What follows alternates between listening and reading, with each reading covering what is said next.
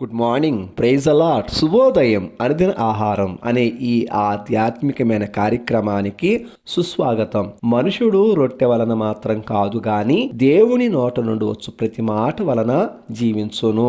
December నెల 16వ తారీఖు శనివారము 2023వ సంవత్సరము. ఈరోజు దేవుని వాక్య ఆత్మీయ ఆహారము కీర్తన 47 అధ్యాయము 7 వచనంలోని మొదటి భాగము. దేవుడు సర్వభూమికి రాజై ఉన్నారు. నిన్నటి దినం యొక్క వర్తమాన కొనసాగింపులో ఉన్నాము. పరిశుద్ధాత్ముడు దేవునిని కీర్తించుడని చెప్పుచు ఆయన మనకు రాజు గనుక దేవుని కీర్తించుడని చెప్పి, దేవుడు మాకు మాత్రమే కాదు ఆయన సర్వభూమికి రాజై ఉన్నాడని ఈ లేఖనములో నుండి మనతో మాట్లాడుచున్నారు. సర్వజనులకు సర్వభూమికి ఆయన రాజై ఉన్నాడు. రాజై ఉన్న మహాదేవునిని మనమందరం కీర్తించాలి. దేవుడు సర్వభూమికి రాజై ఉన్నాడు అనే ఈ మాట దేవుని సార్వభౌమాధికారమును తెలియచేయుచున్నది.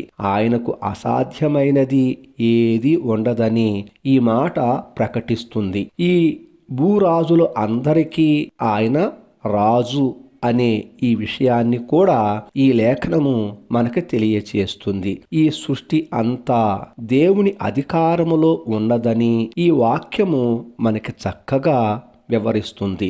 రాజు అని అంటే పరిపాలించువాడు, కాయువాడు, అధికారము గలవాడు. దేవుడు మనకిని సర్వభూమికిని రాజుగా ఉన్నాడు. అంటే మనల్ని సర్వభూమిని పరిపాలన చేయువాడు, కాయువాడని, అధికారం కలవాడని అర్థము.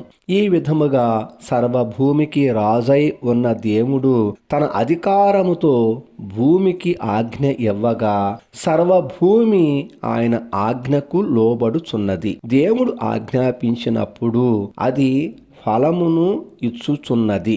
దేవుడు ఆజ్ఞాపించినప్పుడు అది అనగా భూమి దాని ఫలము ఇవ్వటము నిలిపివేయుచున్నది. ఈ విధముగా దేవుని అధికారమునకు లోబడి భూమి పనిచేయుచున్నదని తెలియచేయుటకు పరిశుద్ధాత్మ దేవుడు తన గ్రంథమందు ఎన్నో సాక్ష్యాలు ఉంచారు.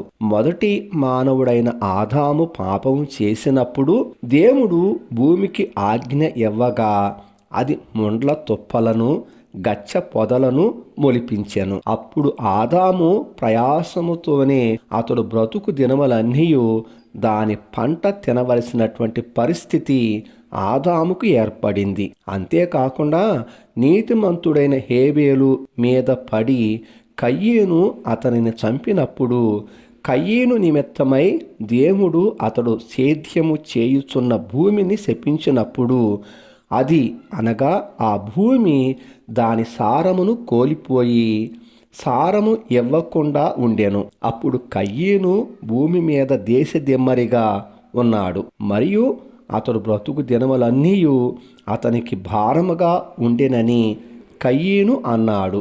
ఈ విధముగా దేవుడు ఆజ్ఞ ఇవ్వగా సముద్రము 2 పాయలుగా చీలి ఆ సముద్రము నీళ్లు రాసులుగా నిలబడుట మనము ఇశ్రాయేలీల యొక్క చరిత్రలో ఎరిగిన సందర్భమే. ఆహాబు కాలములోనైతే దేవుడు ఆజ్ఞ మేరకు భూమి దాని ఫలము ఇవ్వకపోవటమును బట్టి క్షామకాలము ఏర్పడింది. దేవుడు అరచేయి అంత మేఘము ద్వారా వర్షమును కురిపించగా భూమి ఫలము ఇచ్చుట మొదలెడెను. ప్రియా శ్రోతలారా, ఈ విధముగా చరిత్రలో దేవుడు భూమికి ఆజ్ఞాపించినప్పుడు భూమి దేవుని ఆజ్ఞకు లోబడి దేవుడు సర్వ భూమికి రాజై ఉన్నాడని తెలియచేయుచున్నది. గత 46వ కీర్తనలో 8వ వచనమందు భూమి మీద నాశనములను కలుగచేయువాడు ఆయనేనని, భూదిగంతముల వరకు యుద్ధములు మాన్పువాడు ఆయనేనని వ్రాయబడి ఉన్నది. మనమందరము విని ఉన్నాము కూడా. ఈ విధముగా దేవుడు సర్వభూమికి రాజై ఉన్నాడని సర్వజనులు చప్పట్లు కొట్టి జయధ్వనులతో దేవుని గురించి ఆర్భాటం చేయాలని, దేవునిని కీర్తించుడి అని, మన రాజును కీర్తించుడి అని వాక్యము మనకి ఆజ్ఞాపిస్తూ ఉన్నది. దేవుడు మనకు ప్రకటిస్తున్నాడు. ప్రియ దేవుని స్నేహమా, మనకు రాజు దేవుడు. ఈ భూమిపై నివసించుచున్న మనము నివసించుచున్న ఈ భూమికి దేవుడు రాజై ఉన్నాడు. గనుక ఇట్టి కారణమును బట్టి మనమందరము దేవునిని మహిమపరచవలసిన వారమై ఉన్నామన్న సత్యాన్ని గ్రహించాలి. ఆయననే కీర్తించవలసిన వారమై ఉన్నాము. అందుకే దేవుడు మనల్ని సృజించాడు. దేవుడు మహోన్నతుడు, భయంకరుడు. ఆయన సర్వభూమికి మహారాజై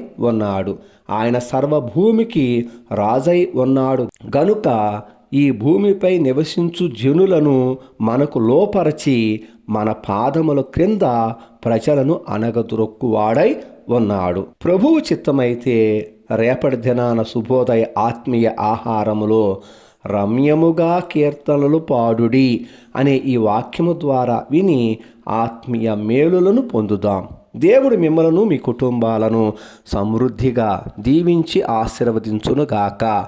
ఆమేన్.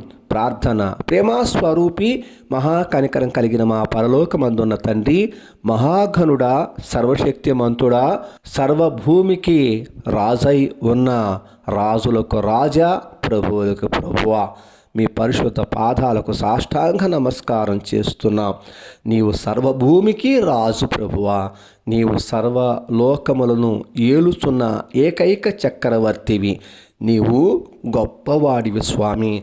నీ యందు భయభక్తులు కలిగి నిన్ను అనుసరించేటటువంటి ప్రజలు ధన్యులు. ఇలాగున మీ వాక్యము ద్వారా మాతో మాట్లాడుతూ మమ్మల్ని బలపరుస్తున్నందుకై స్తోత్రాలు.